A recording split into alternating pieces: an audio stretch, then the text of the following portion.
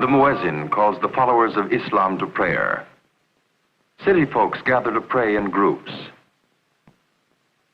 Wandering tribesmen spread their prayer rugs on the barren desert. Farmers and villagers pause in their day's work. All turn toward Mecca, the holy city, to give voice to their faith in God. Here once flourished the great cities of the ancient world, for the Middle East is the birthplace of our civilization. Here the ancient Egyptians built structures never equaled by modern man. Here is holy Jerusalem, center of three of the world's great religions, Judaism, Christianity, and Islam. The Dome of the Rock is revered by all three faiths, for here King Solomon built his temple. Here, Jesus told his parables, and here, Muhammad is said to have ascended into heaven. Great architects of the Middle East, poets and scholars, have added rich threads to the fabric of our culture.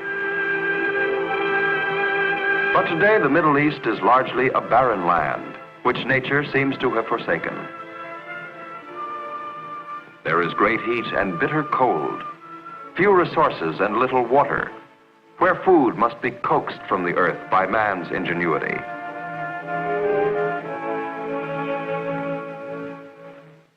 The Middle East, or the Near East as it is also called, is centered on the Arabian Peninsula, which contains the large desert country of Saudi Arabia, fringed by several tribal territories. To the north, bordering the Soviet Union, are Afghanistan, Iran, which was formerly Persia, and Turkey, most European of these countries. Between them lies the smaller lands of Iraq, Syria, and Jordan. Tiny Lebanon, with a Christian majority, and Jewish Israel are the only non-Muslim states in the Middle East.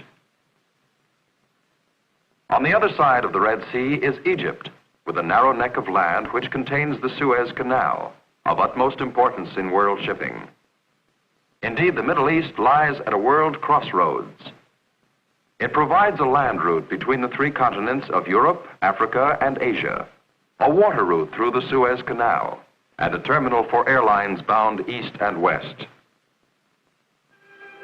The people of the Middle East may be divided into three important groups: city men, nomads, and peasant farmers. While the members of each group go their own ways, occasionally they may meet, perhaps in a city bazaar where a coffee pot is to be purchased. By far the largest of the three groups are the peasants, who make up more than 3/4 of the Middle East population. Most are too poor to come inside a shop like this, but Mustafa is fairly well off. Mustafa lives in a nearby village. In the compound next to his house, he has a camel to help him in the field, and a donkey to make his load of work lighter.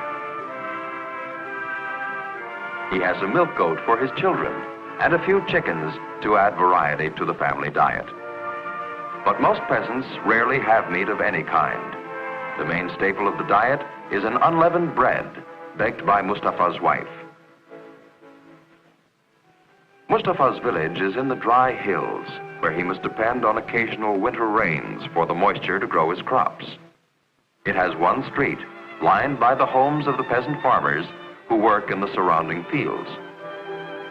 The houses are ancient, usually made of stone or other readily available materials, with flat roofs covered with straw, which has been rolled into mud. Near the village are the common grazing grounds for the sheep. Mustafa owns 3 of the sheep. The others belong to different people in the village. One of the older boys guards them. The wool from these sheep, made into the famous Oriental rugs or sold for export, is one of the few sources of cash income for the villagers. Mustafa owns his own piece of land, and plants a wheat crop which will grow during the mild winter. Most of his neighbors aren't as well off. Without animals to help them, entire families have to work in the field. Like the vast majority of peasants in the Middle East, they don't own the fields in which they work, but must share a large part of their crops with the owner, the local sheikh.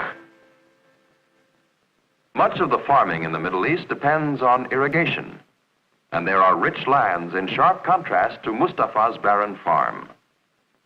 Some of the fruits of the Middle East are renowned for their fine quality. Egyptian long staple cotton is known the world over. Yet, only a tiny part of the Middle East is cultivated. Most of the farmland is along the coastal areas and along the three major rivers of the area, the Tigris and the Euphrates rivers in Iraq, and the Nile River, along whose banks nearly all of the people of Egypt live. The rest of the land, if it can be used at all, is suitable only for grazing. It is the home of nomad herdsmen, like Ali, the Bedouin. Ali bargains at great length before buying, for he has little money to spend. Tomorrow he will take the bus back to the village where he has left his camel in a stable.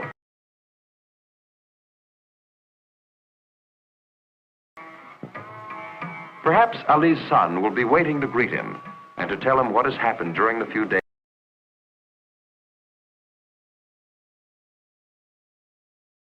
Ali will want to hear about his herds, for his very home is made from hides and cloth woven from wool.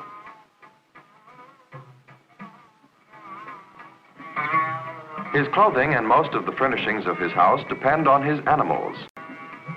The camels provide personal transportation as well. They may be hired to carry goods in caravans across the desert, although this is fast being replaced by modern vehicles. Ali's tribe is only waiting for his return to be off to another water hole in the territory.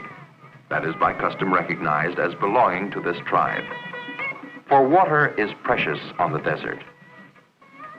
Ownership of land is meaningless without ownership of wells or springs.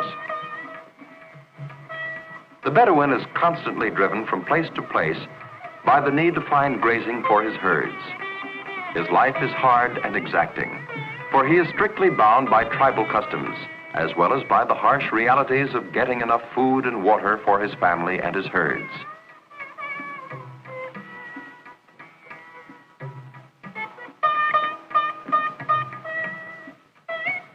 Occasionally, Ali gets money as a guide for caravans or tourists, for he is an expert tracker and can read the face of the desert as easily as we can read a road map.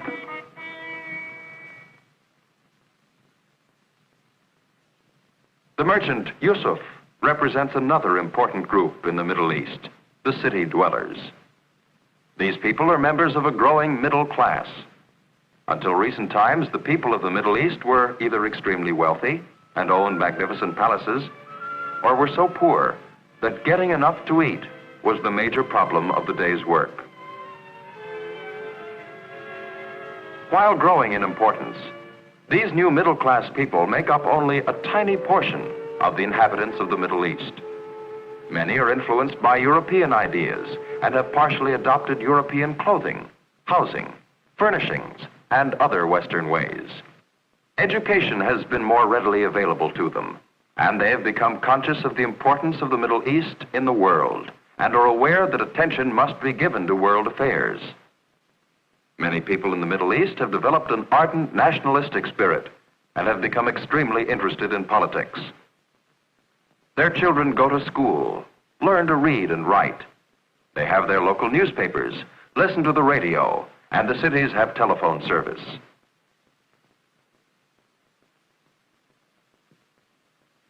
A recent development of major importance has been the discovery of vast oil deposits in many parts of the Middle East. These oil fields have been developed largely through foreign capital. The payment of royalties has bettered the financial position of some countries, although ownership of the oil fields has caused considerable political unrest. Much of the oil is exported in its crude state by huge tankers. Oil is found mostly in Iran, Saudi Arabia, and Iraq. with several pipelines for the transportation of oil.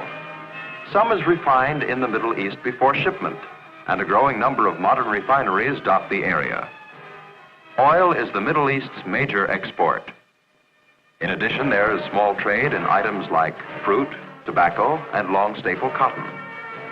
Imports are chiefly machinery and manufactured goods such as cloth. Commercial and industrial activity are confined to the major cities, which are comparatively few in number. Two of the most important are Istanbul, at the crossroads where Turkey meets Europe, and Cairo on the Nile Delta. It is the Middle East's oil, however, together with its strategic location, which has made this area important in world affairs. Its new position in world affairs is slowly bringing changes to the Middle East. There's a new spirit among the university students where women work and study on an equal basis with men in a sharp break with ancient tradition. Government health centers have been set up in some of the cities. Here and there, new schools have appeared for the children, financed by oil royalties. The use of farm machinery, meager as it is a symbol of the changing times. Old irrigation projects, thousands of years the same, are being supplemented by new and more efficient ones.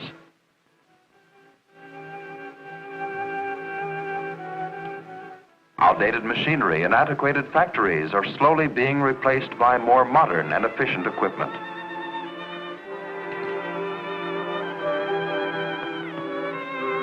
Modern communication is quickening the spread of new ideas.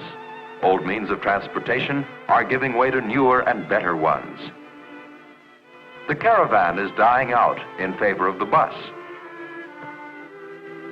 the truck, and the airplane. Some of the world's most modern airports are located in the Middle East. But while its face is changing, at heart the Middle East remains the same. For this is a land of strong tradition, where the bustle of the modern world is mingled with the age-old chant of the muezzin.